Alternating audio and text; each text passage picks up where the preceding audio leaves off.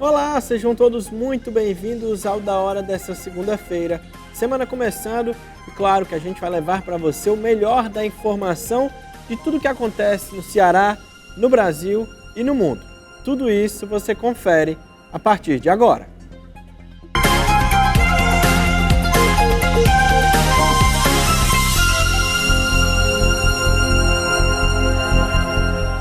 A TV União não se responsabiliza por conceitos, falas e diálogos entre os convidados em debates nos programas veiculados na grade.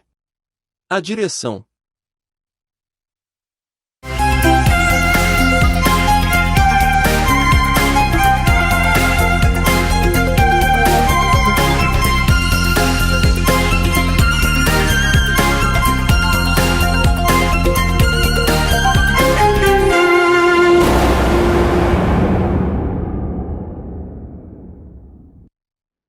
É isso, Da Hora dessa segunda-feira oficialmente começando. Já vamos apresentar nossa bancada, nossa formação de toda segunda-feira. Primeiro com ela, Rochelle Roldão. Tudo bem, Rochelle? Tudo tranquilo, Gabriel. Como foi final de semana? Tudo certo. E aí, o seu Luciano Kleber, seja muito bem-vindo. Tudo tranquilo. Tudo certo de final Como de semana? vai, Gabriel, Rochelle, tudo tranquilo, graças a Deus. Muito trabalho. Eu agradeço a Deus por esse trabalho todo. Bom estar aqui com vocês e principalmente com a nossa audiência. É isso, a gente inicia falando que agora vamos conhecer um pouco sobre Aracati, através do quadro Ceará em Alta, com apoio da Assembleia Legislativa.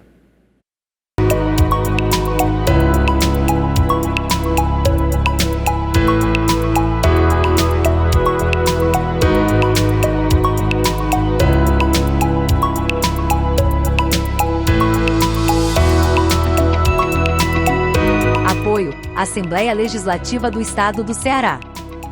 Aracati é o maior e mais desenvolvido município do Vale do Jaguaribe e litoral leste do estado do Ceará, com mais de 75 mil habitantes. A cidade conta com patrimônios arquitetônicos importantes, edificações do século XVIII e residências que ainda guardam na fachada seus azulejos, que são heranças da colonização portuguesa. Em abril de 2000, a cidade foi tombada pelo Instituto do Patrimônio Histórico e Antropológico Nacional.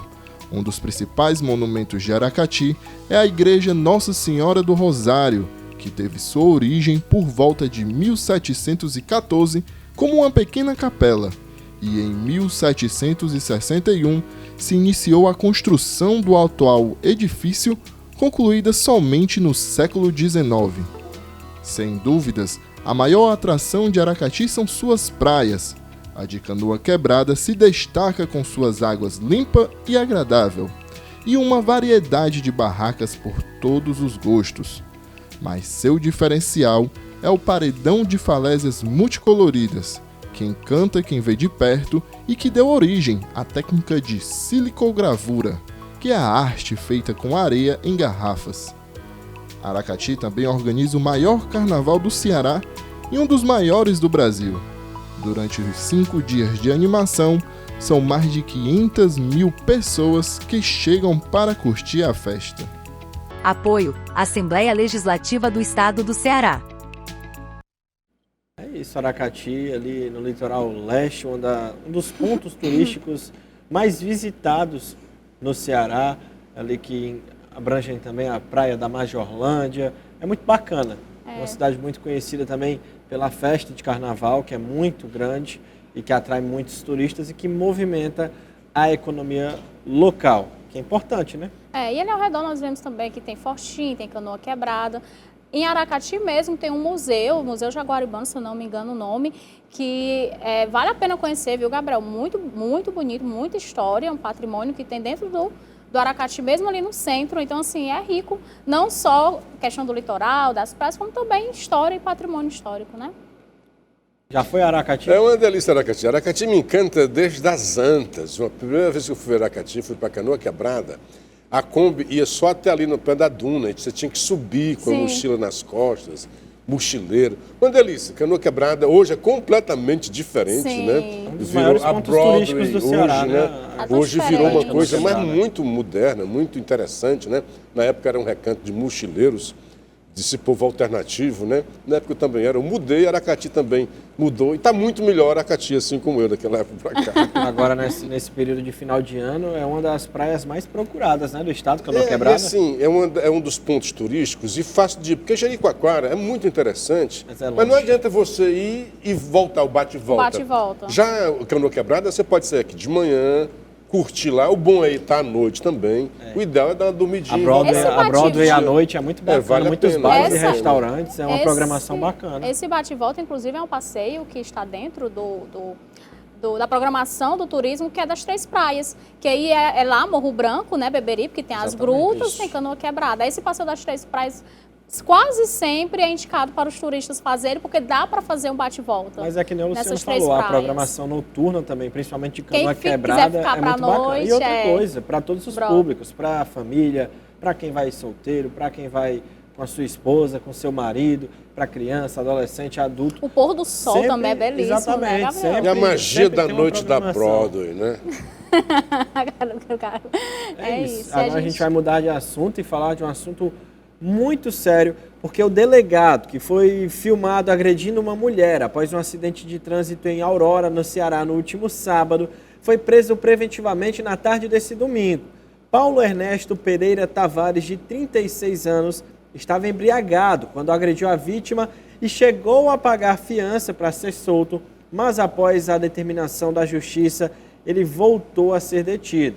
Após a agressão, ele foi levado ao departamento de polícia da cidade, teve o distintivo, as armas e a carteira funcional de delegado recolhidos, bem como foi afastado do cargo por determinação do governador do Ceará, Elmano de Freitas. Na ocasião, ele foi autuado somente por embriaguez ao volante, conforme informou o Ministério Público, pagou a fiança e foi liberado, mas depois o próprio Ministério Público não concordou com a fiança arbitrada pelo delegado plantonista, e aí o pedido foi aceito pela Justiça e ele foi detido novamente. E aí, Luciano? Várias considerações. A primeira delas é assim, juiz, padre e delegado são pessoas exemplares, né? Queiramos ou não. Então, já que você vai para essa missão, você tem que cumprir um ritual. Não pode estar um delegado bêbado se é ele que manda prender desses bebinhos que ficam fazendo desordem na cidade. Então, quando ele bebe e dirige, já está completamente errado e só por isso ele já iria para a delegacia, como foi o caso, e poderia pagar fiança. E foi assim que eles configuraram. Não, uma infração de trânsito.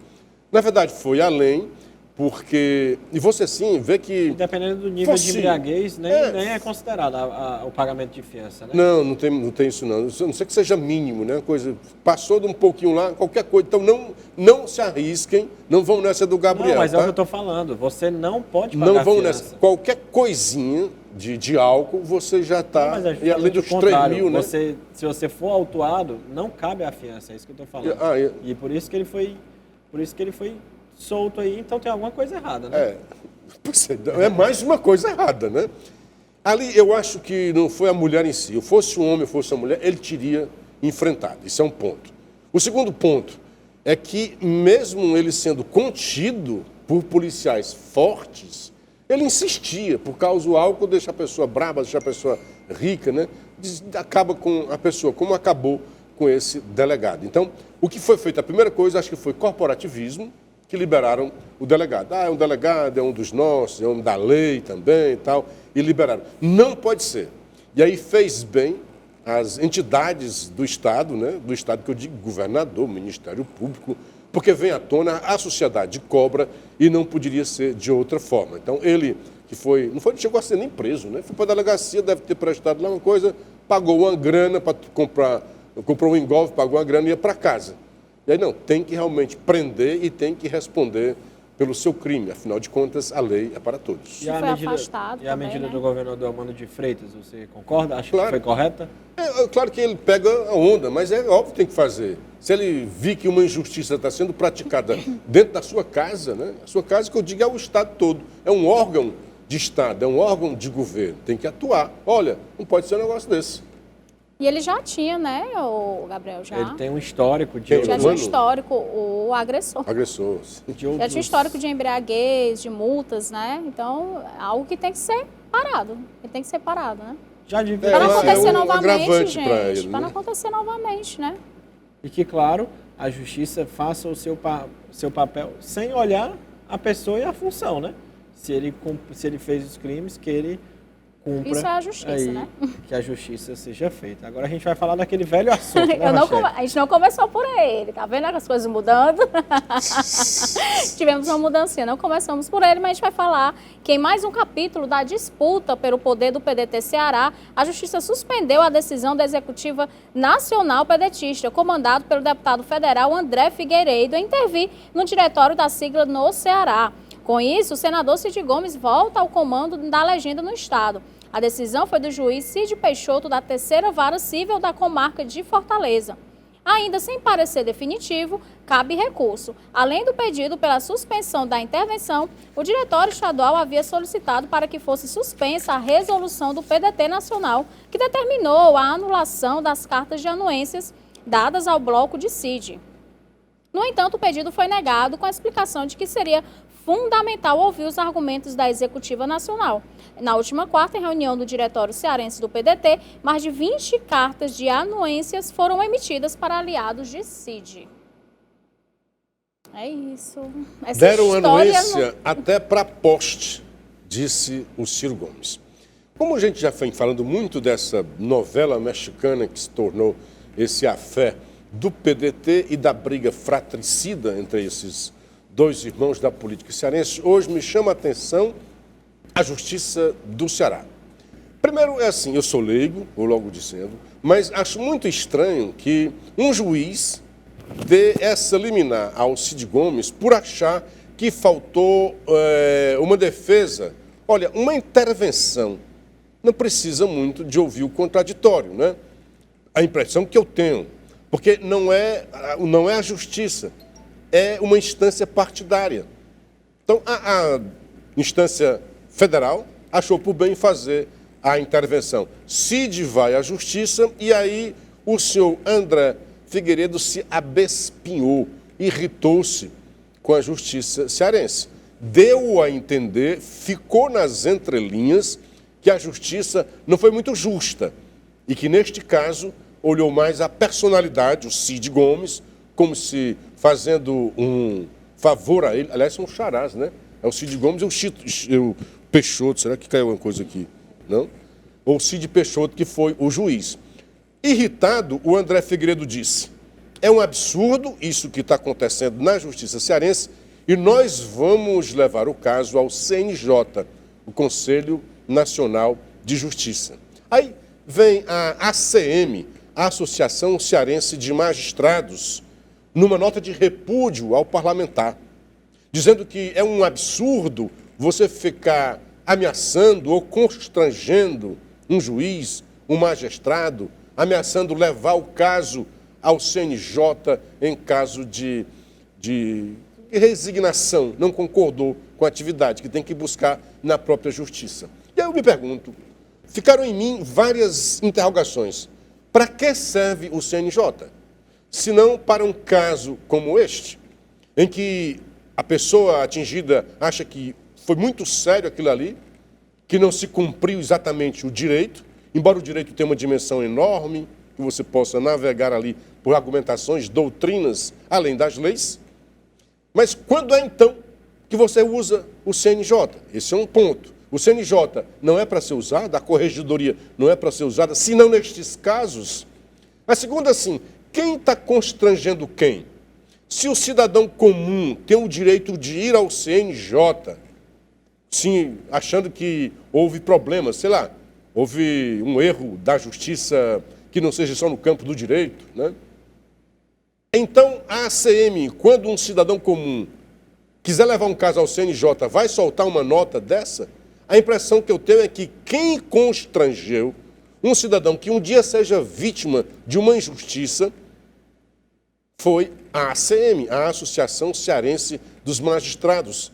A outra coisa curiosa é assim, os magistrados não confiam nos magistrados?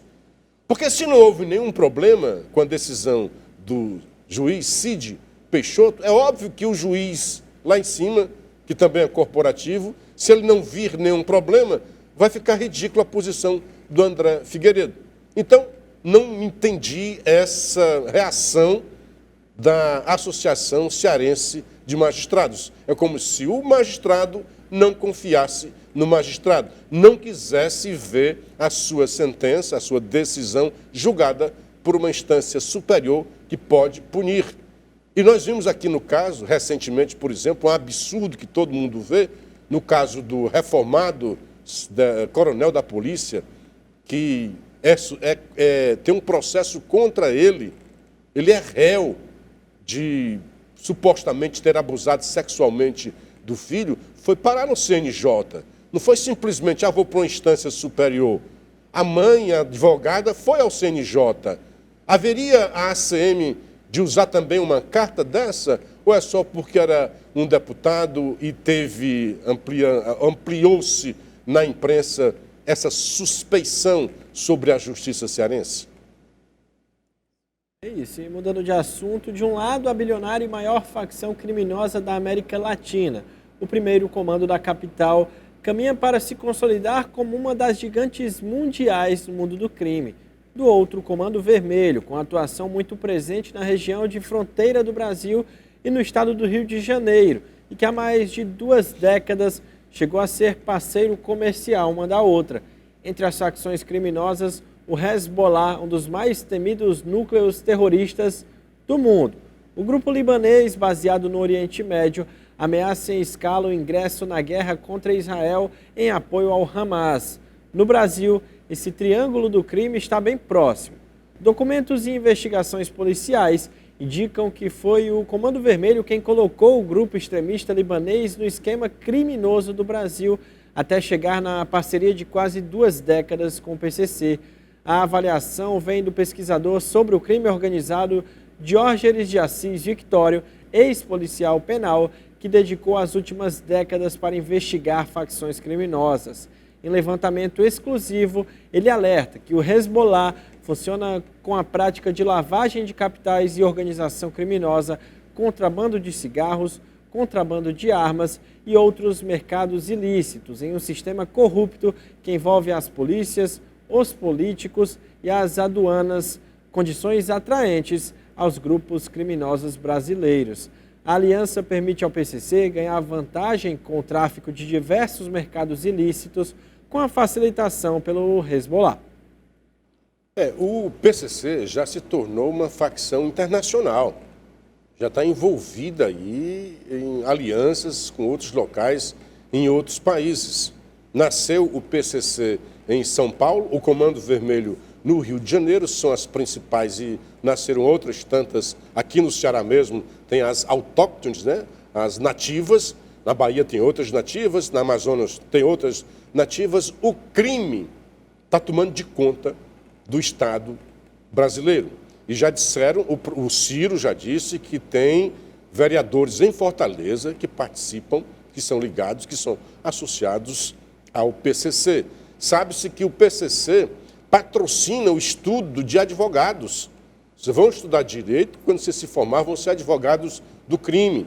Não só para defendê-los, mas ser uma ponte de informação, também, né? Entre o criminoso que está preso, que comanda a criminalidade de dentro dos presídios. E vemos agora essa possível promiscuidade, possível armação com grupos terroristas. Já tocam o terror no Brasil. Recentemente, há umas 2 semanas, o Brasil prendeu 2 pessoas brasileiras ligadas ao Hezbollah. E o Dino ficou assim irritadíssimo com uma verdade límpida, clara, proferida pelo embaixador de Israel, que dizem que embaixadores e juízes devem falar pouco, serem sempre muito cerimoniosos, ritualísticos, né? Esse aqui, o que aconteceu? Logo da prisão, ele ressaltou a importância também, a colaboração do Mossad. A Polícia Federal Brasileira prendeu porque contou com a colaboração do Serviço Secreto israelense, o Mossad, e com o Serviço Secreto americano, o FBI. Tenho quase certeza que se não tivesse a colaboração desses dois, que se unem no mundo todo contra o terrorismo, a Polícia Federal tinha passado batido.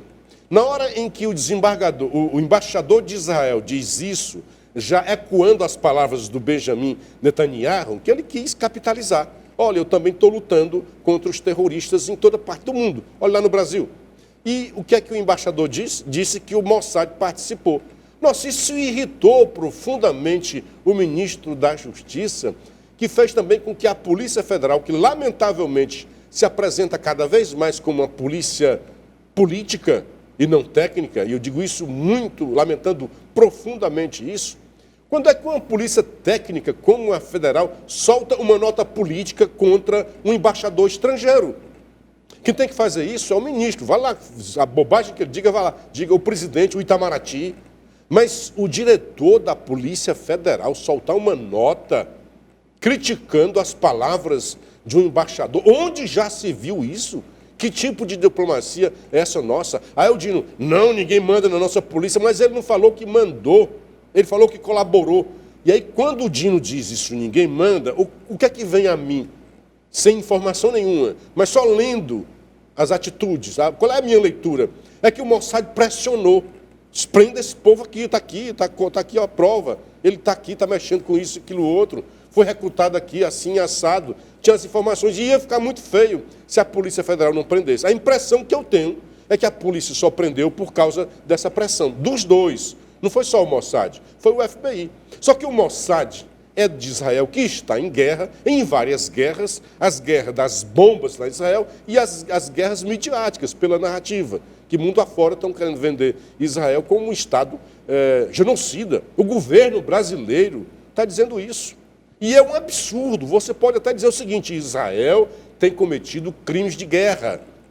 Mas Israel tem o direito à sua autodefesa. Mas está matando criança. Mataram também criança do lado de cá. Não, mas você não é terrorista, você é um Estado, sim. Mas eu não tenho como me defender se eu não for atacá-los lá nas bases. Agora, o terrorista covarde se esconde atrás de crianças, atrás de civis, e fica muito difícil. Eles já sabiam que haveria essas vítimas. E, portanto, eles trariam de volta a causa palestina, que estava meio inerte, para culpar, para dizer que Israel é um Estado nojento, cruel. São os neonazistas se voltando contra Israel. É isso. E a gente vai falar agora, continuando falando de facção, porque algo que aconteceu assim, que foi um absurdo, que a Luciane Barbosa Farias, conhecida como a dama do tráfico amazonense, integrante da facção criminosa Comando Vermelho, foi recebida 2 vezes deste ano por assessores do ministro Flávio Dino no prédio do Ministério da Justiça e Segurança Pública em Brasília. Ela participou de 2 audiências com 2 secretários e 2 diretores da pasta de Dino no curto período de 3 meses, embora seu nome não conste nas agendas oficiais. O Ministério da Justiça admitiu que a cidadã, como se referiu a Luciene, de fato foi recebida por secretários do ministro Flávio Dino como parte de uma comitiva e que, portanto, teria sido impossível para o setor de inteligência ter detectado sua presença. Em geral, os ministérios costumam inserir informações sobre todos os participantes das reuniões com as autoridades, até mesmo em razão das medidas de segurança. Ela passou. É o serviço de desinteligência. Nós vamos falar sobre isso, vai só no próximo bloco, porque a gente precisa agora chamar o intervalo. Voltamos já.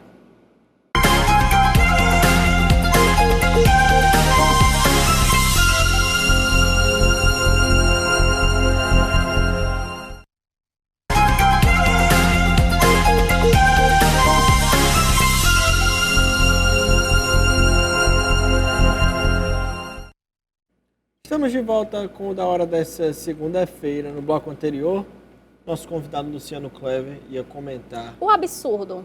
Para quem chegou agora, né? Chegou agora na hora do intervalo, uma senhora conhecida na Amazônia como a dama do tráfico amazonense esteve por mais de uma vez, em pouco espaço de tempo, no Ministério da Justiça. E eles disseram lá que o sistema de inteligência do Ministério da Justiça não teve como checar. Quer dizer, é um sistema de desinteligência.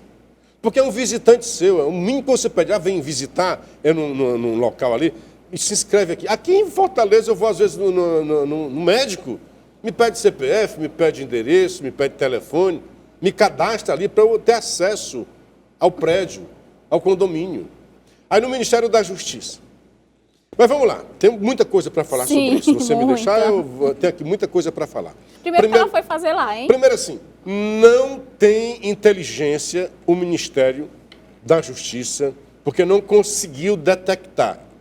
Ou então tem inteligência demais, sabia e deixou, o que é uma coisa pior ainda. Mas são as duas coisas possíveis. Por que possíveis? A gente vinha falando há pouco sobre as facções criminosas, teve aquela história do diálogo cabuloso dos presidiários, o discurso de muita gente da esquerda que passa a mão na cabeça de bandido, que entende a lógica do assalto, que os meninos roubam o celular para tomar uma cerveja. Esses discursos que empoderam a bandidagem. Empoderam tanto que essa mulher, vamos ver quem é essa mulher, como é o nome dela? Luciane, é? Isso. O nome dela. Ela é casada com o tio Patinhas. Luciane Barbosa Farias. Luciana Barbosa, só tem de bonito o nome. Ela é casada Patinhas. com o tio Patinhas, que é o chefe do tráfico lá na região. Ele está preso, pagando pena de 31 anos. Só aí essa mulher já era para ficar com medo. Imagina se ela vai para Brasília, porque Alexandre de Moraes é um rigor danado. Olha só, não era só isso.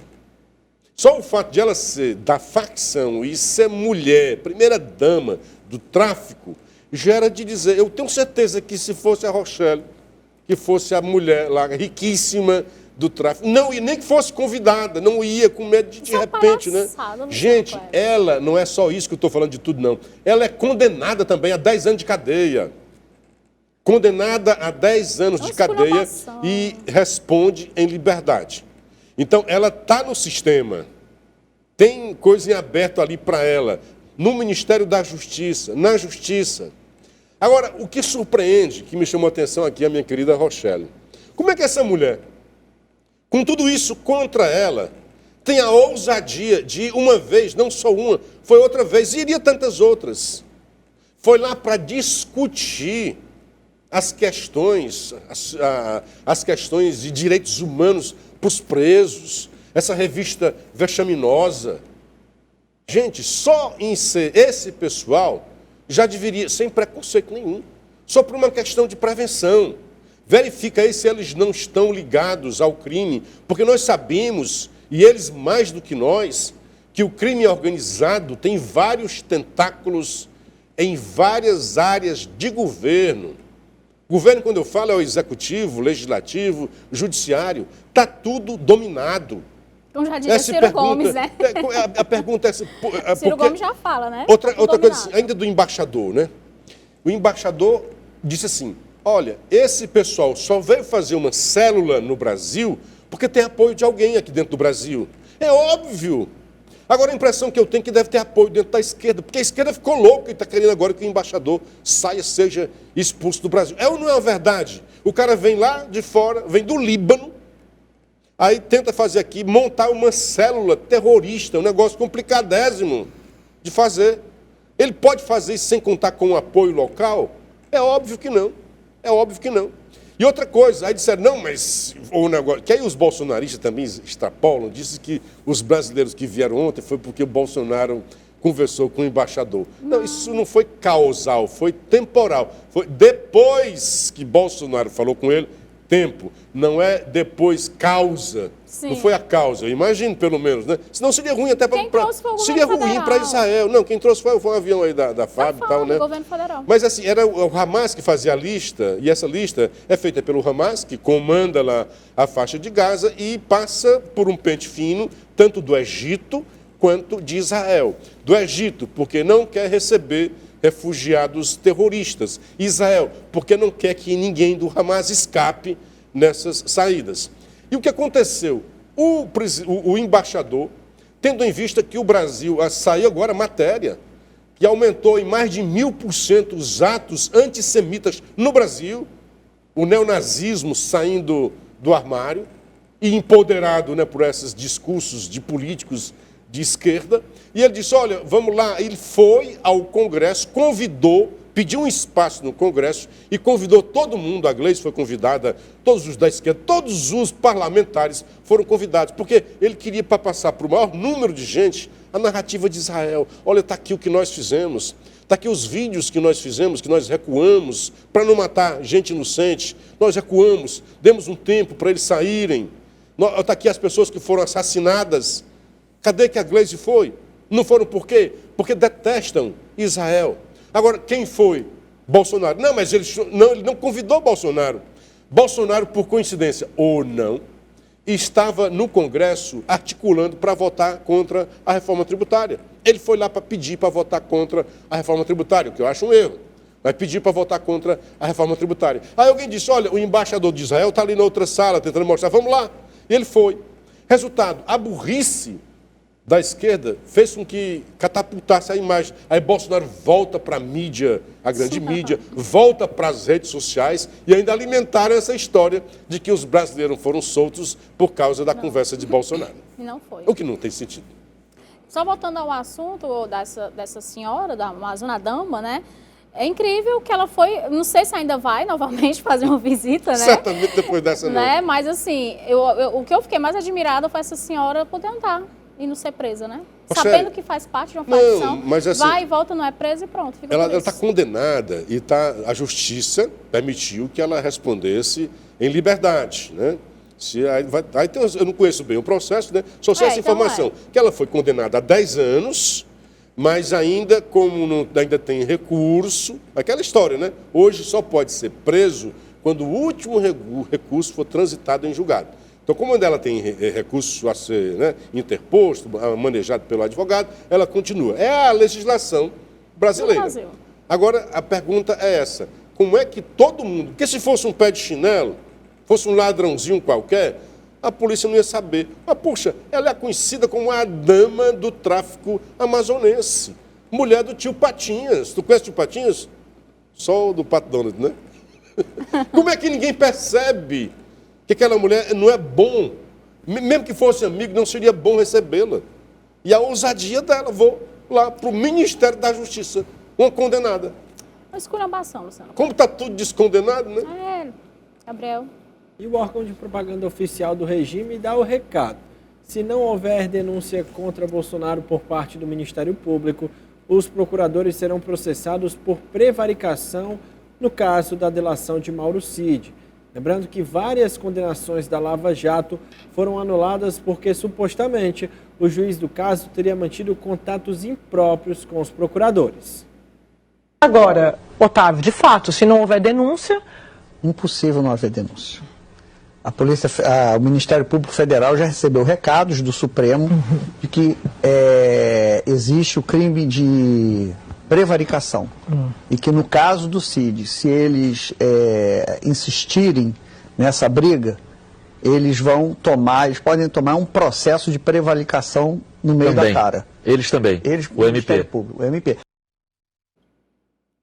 Olha, isso é um absurdo sob vários aspectos, vários. A começar pela imprensa. Olha o que diz o Otávio Guedes, Globo News, Globo Lixo, né, como disse o... O polêmico do nosso colega de bancada. Não, foi um correspondente você ao estava vivo. Falando do... Não, um correspondente ao vivo, aqui na Globo Lixo, o Globo News. Ele se traiu, um correspondente internacional, né? Mas tudo bem. O Otávio Guedes diz o seguinte: não tem como não ter a denúncia. Já receberam um recado. E chamou a atenção que o Gabriel trouxe aqui, eu nem tinha percebido disso. Que algumas das condenações foram revistas porque alegaram que houve uma conversa entre o juiz e o procurador. Imagina agora um juiz, o STF, dizendo: você tem que fazer a denúncia. Gente, vamos contextualizar o que é essa história aí. A delação foi uma ferramenta muito usada na Lava Jato. Dizem que algumas delas de forma inapropriada. E, segundo o próprio Gilmar Mendes, a prisão era uma espécie de tortura. O que é a tortura que se falava do pau de arara? Já ouviu falar do pau de arara, as torturas? Era para o cara falar. A tortura não era simplesmente porque você não gostava daquela pessoa e ia machucá-la. Não, porque se queria informação e a pessoa não queria dar informação, e aí havia a tortura, o pau de arara e vários miseráveis processos de torturar para a pessoa abrir o bico. Então, o que o Gilmar diz? A prisão é uma espécie de tortura, porque o objetivo é o mesmo, que a pessoa fale. Se ela conceder em fazer uma delação, ela é solta. Foi exatamente o figurino cumprido por Alexandre de Moraes. Quando o STF já tinha criticado essas prisões, as delações de encarcerado, expressões do Gilmar Mendes, o senhor Alexandre de Moraes replica no STF aquilo que eles criticavam na Lava Jato. Aconteceu com Mauro Cid, preso por questões leves, né? Não tinha robustez para manter a prisão dele, mas ficaram lá até que ele concedesse na delação. Foi feita a delação, o acordo de delação foi feito com a Polícia Federal. Aí tem uma briguinha entre dois entes. Aliás, a Polícia Federal, por que eu chamo de polícia, que tem se transformado, lamentavelmente, em polícia política neste governo? Logo que chegou, começaram a brigar com o Exército. Não, você é a segurança do presidente Lula. Depois brigou com a ABIN, recentemente. A ABIN diz, olha, isso que a Polícia Federal fez, não precisava fazer. Esse estardalhaço aí era para queimar o diretor da ABIN. E agora brigando com a PGR, que é uma briga antiga por causa da delação. O que é que dizia? Que a delação é feita pela PGR. E um belo dia o STF disse, não, a Polícia Federal também pode. Até agora, todas as delações feitas pela Polícia Federal, nenhuma deu certo. Uma delas, a mais famosa, foi a do Palof. Na época da Lava Jato, nem os procuradores da Lava Jato aceitaram fazer o acordo de delação. Por quê? Porque há também uma orientação do STF, uma decisão, de que a delação por si não vale nada. Porque eu posso ser inimigo do Gabriel e dizer um bocado de coisa dele aqui. Mas se eu não provar, se não for corroborada essa delação por indícios, pelo menos, não precisa nem ter a prova, não, mas indícios. E aí, se esse indício chegar a uma prova, ok, valeu a delação. No Palof, foi feita a delação com a Polícia Federal, que não deu em nada, absolutamente nada. Se viu para quê? Se viu porque o Moro soltou o sigilo, tinha que soltar. E até pode dizer, olha, não fui eu que fiz, né? A PGR foi a Polícia Federal, eu estou só dando publicidade, porque é um dos princípios que a Constituição diz, do serviço público. Se beneficiou o Bolsonaro, né? Alguém foi beneficiado na campanha política por causa daquilo dali, por causa de uma barbeiragem da Polícia Federal. Quando é agora, de novo, é a Polícia Federal que fez o acordo de delação, desta vez com Mauro Cid. Chega o procurador e diz, olha, eu não vejo nada, só tem narrativas. Não tem nada que corrobore para dizer que isso é verdade ou não.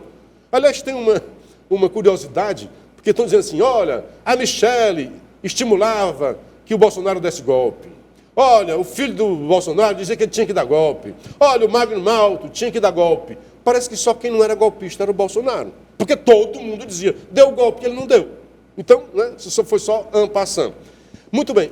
O procurador chega e diz, olha, eu não trabalho com o nome de pessoas. Eu trabalho com os fatos. E eu estou fazendo providências, pedindo mais procedimentos, mas até agora, do que foi dito na delação, nada. É só fumaça, é só narrativa, é só fala que não tem respaldo na realidade. Aí o que é que vem, que diz o que é que tem de estranho? Primeiro, a imprensa saber disso. A impressão que eu tenho, ou a imprensa está, desse rapaz, o Otávio Guedes, está do lado da Polícia Federal e dando uma pressão no procurador, na PGR. Tem que ter uma denúncia, porque senão vai de novo ficar muito mal para a Polícia Federal. O que disse o Otávio Guedes? Olha, já receberam um recado do STF. Quer dizer, então houve esse recado, era bom a gente apurar também isso daí. Porque se houve o recado, já contaminou como foram contaminados os demais acordos de delação lá na Lava Jato, como o Gabriel iniciou dizendo isso. A conversa, o conluio, seja para beneficiar, seja para prejudicar. Não pode ter esse conluio. Então, aqui está claro, se é verdade o que disse o jornalista, que há uma pressão do STF e com ameaça. Olha a palavra do Otávio Guedes. Vai levar um processo por prevaricação no meio da cara. Isso é uma pressão, isso é algo antirrepublicano, antidemocrático e ilegítimo. Um absurdo, se é verdade isso que disse o jornalista da Globo Lixo. Globo News. Enfim, a gente vai falar agora de algo também bem polêmico, que está bem complicado, né, Luciano Cleber, que mais de 4 bilhões repousam no fundo da Amazônia, enquanto a floresta arde com recorde de focos de incêndio.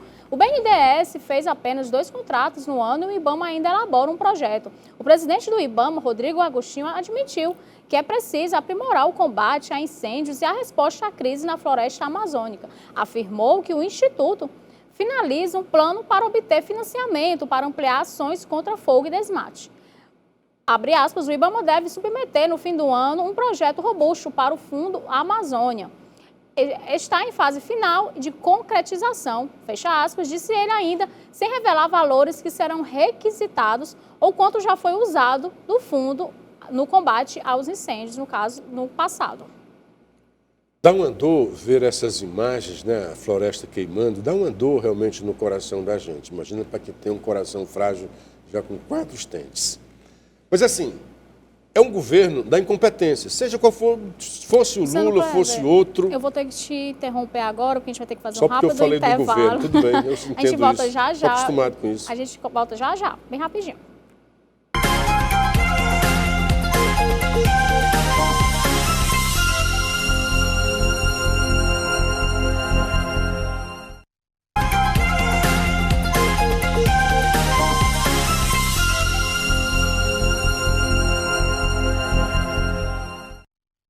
Estamos de volta com o Da Hora desta segunda-feira. A gente vai continuar aqui falando sobre o fundo da Amazônia, sobre as queimadas. Tive que interromper o Luciano Clever, mas agora pode concluir, Luciano Clever. Ela disse que eu não fizesse muita coisa e tal. Não foi não.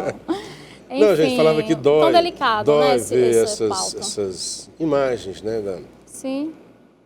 O IBAMA, 11º mês do governo, ainda não tem um plano. Gente, uma das coisas fortes que o governo atual criticava no anterior, e até com repercussão internacional, eram exatamente as queimadas no Amazonas. Era para ter um plano já e dizer, olha, está aqui, eu, eleito, estou com esse plano. Elegeu-se em outubro, teve o governo de transição. O que é que foi feito? O que é que foi pensado? 10 meses para pensar, estão elaborando um plano. A irresponsabilidade e a incompetência das ações deste governo fizeram com que a Amazônia, em vez de diminuir, aumentaram os números de queimadas. Fazia tempo que você não via tanta fumaça em Manaus, tanta fumaça no Pará, por causa de queimadas. Obviamente que se soma ao fenômeno climático, as secas nos rios. Não é culpa de governo, mas não ter um plano, e não é falta de grana. Não, nós não fizemos porque o orçamento, nós tivemos que gastar com Bolsa Família. Não é. Há um fundo específico, um dinheiro que não pode sair dali, não pode sair daquele curso ali, a não ser que desviem. São recursos que vêm de doações do exterior, de muitos países que se comovem com o Amazonas. E mandei esse dinheiro aqui é para combater as queimadas no Amazonas. Tem a grana lá, pode ser gasta. Agora, a incompetência é você ter o dinheiro e não saber como gastar, se você é um órgão especializado exatamente para isso, para cuidar do meio ambiente, para prevenir as queimadas, para evitar o desmatamento. É uma incompetência muito junta, né? Porque eu me lembro da incompetência aqui do governo do Ceará, que eu vi o governador, o deputado Guilherme Sampaio. Ele chega e diz, olha, falando da violência, mas o governo de Camilo foi quem mais investiu. Olha, se você investiu demais e teve resultado de menos, isso é a tradução perfeita da ignorância. O contrário é você, com poucos recursos, trazer bons resultados. E aí você gasta recordes de gastos e tem recordes de resultados ruins, chama-se incompetência dobrada. E aqui, neste caso, é um outro tipo de incompetência, porque tem o dinheiro e não gasta o dinheiro porque não fez ainda um plano para gastar esse dinheiro. Absurdo o que está acontecendo no Brasil. Não é falta de recurso. O pessoal de Manaus com falta de ar lá, né, Luciano Cleber? Usando máscara, com medo de ser intoxicado. Isso, e a gente vai falar também de algo também bem delicado, que são os privilégios do STF, né, que aos olhos da população, a Corte transformou-se num espaço político. abre aspas, não cremos que seja radicalmente assim, mas é a percepção que há, e isso não é bom. A gente falou em relação de uma fala que o Barroso fez, que não foi jurídico, foi política, né, naquele evento, e essa é a percepção que a população, acredito, tenha do STF. Gente, você não via juízes do STF fazendo isso. Houve duas coisas que chamaram a atenção e podem ter colaborado para isso daí. Um é as transmissões na TV. Acho que isso não existe no mundo inteiro. Aí vem a vaidade, o ego de qualquer um desses aí já é exacerbado. Se acham deuses. E aí, quando expostos na televisão, aí que o negócio é complicado. E numa sociedade cada vez mais amostrada, né, todo mundo tem seu Instagram, a mostrar uma foto, fazer uma dancinha no TikTok. Daqui a pouco você vê o Barroso fazendo uma dancinha no TikTok. O Moraes fazendo lá, vendendo um tônico capilar. A partir do mensalão, o STF começa a ser conhecido pela população. Até então, até o governo FHC, a gente viu o STF como uma coisa lá reservada, como deve ser toda a Corte Suprema. Como deve ser essa Corte Suprema em todo mundo, você pode ir atrás, que tem sempre essa prudência, esse recado. No Brasil não, eles perderam a vergonha e se mostram, e se expõem, e se fragilizam. Porque quando você vê a percepção, quanto mais o STF se expõe e toma medidas estranhas, a percepção que passa para a população, como diz aí, é um estudo, né, é de que é uma casa política também, e não mais uma casa jurídica. E principalmente esse presidente, esse sim, é um boquirroto, fala pelos cotovelos, nós vencemos o bolsonarismo, perdeu o Mané, nós podemos derrotá-los. Isso é coisa de um magistrado, de um ministro do STF. Tem que ficar na dele, porque ele é um magistrado.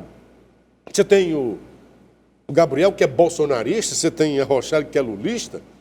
Você não pode aqui, na hora que vai julgar, e a população brasileira está assim, nessa polarização, você tomar um lado. Porque senão o povo vai entender, ele tomou um lado.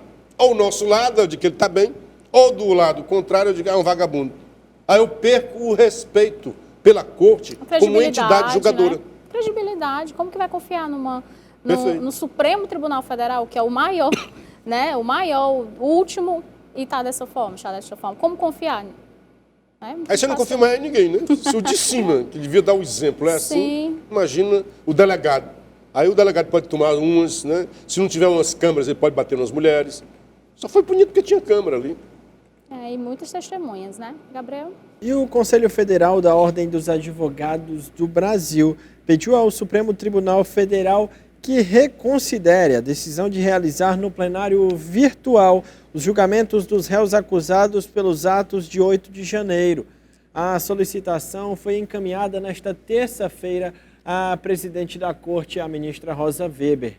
A OAB argumentou que os julgamentos no plenário virtual só devem acontecer, abre aspas, se houver a anuência dos advogados e advogadas do processo, sob pena de violação do direito de defesa, fecha aspas. Para a OAB, o julgamento virtual compulsório sem a concordância das partes viola o devido processo legal, o contraditório e o direito de defesa. A entidade defendeu ainda que a realização de sustentação oral em tempo real e não apenas por registro audiovisual prévio ao julgamento possibilita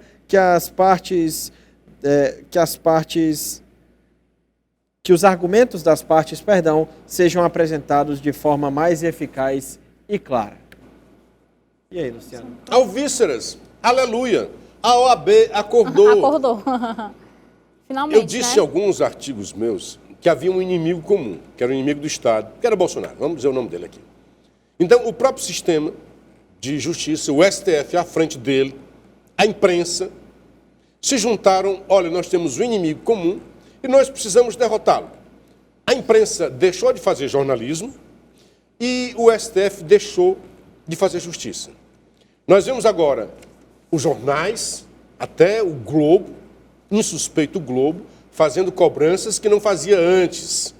Nós vemos a Folha de São Paulo investigando, apurando de forma como não fazia antes. E vemos agora a OAB, que enfim acordou. Não é a primeira vez que os direitos são violados. Não é a primeira vez que o direito da defesa é violado frontalmente. E a OAB se calara, ficara silente, porque estava também no front daquela guerra contra o inimigo comum. E o único que ainda continua, parece que ainda está em guerra, é o STF. O STF, a dona Carmen Lúcia, vocalizou isso. Há pouco tempo, numa decisão dela, ela foi contra a censura e fez uma brincadeira. O cala-boca já morreu. Aí ela veio ressuscitar o cala-boca numa decisão contra um vídeo, censura prévia total, um vídeo que ainda não tinha sido lançado sobre a facada de Bolsonaro, do Brasil Paralelo. Aí ela, sabendo que era ilegal, sabendo que havia uma súmula vinculante contrária à censura prévia, diz: vou votar pela censura prévia, mas é só enquanto está nas eleições. Depois a gente volta ao normal. Parece que no STF é o novo normal. O STF continua, e nesses privilégios, um deles muito claramente é o mais recente, quando o ministro está sendo privilegiado, porque o relator, amiguinho, par dele, colega, o Toffoli, é o Toffoli ou é o Fux? Acho que é o Toffoli, né? Mantém as imagens sob sigilo, o que é inconcebível, e ainda coloca o Toffoli como assistente de acusação. E a PGR pede: olha, não tem sentido isso, e o Toffoli mantém. E olha, tem que sigilo. Não. Quer dizer, os privilégios são os maiores. E o direito à ampla defesa está sendo cerceado, se não mitigado, na Suprema Corte Brasileira. Pediram e o Moraes não concedeu. Não, o regimento diz que eu posso fazer isso sem a sustentação oral. O que a OAB está dizendo? O regimento tem força de lei, mas não pode sobrepujar a Constituição, porque aí seria inconstitucional, na casa que tem a função de preservar, de salvaguardar a nossa Carta Magna. É isso, Luciano Clever. Muita informação hoje, mas nosso programa chega ao fim. Suas considerações finais, por gentileza. Passou rapidinho hoje, não foi? Passou, espero que tenha sido bom para você, foi muito bom para mim, muito bom estar com o Gabriel, com a Rochelle, com a sua audiência, esperando na segunda-feira estar de volta. Foi muito legal. Obrigado. Gabriel, suas considerações. Rochelle, muito obrigado. Luciano Clever, nosso convidado de toda segunda. Uma excelente semana para vocês. Espero que segunda-feira você esteja de volta.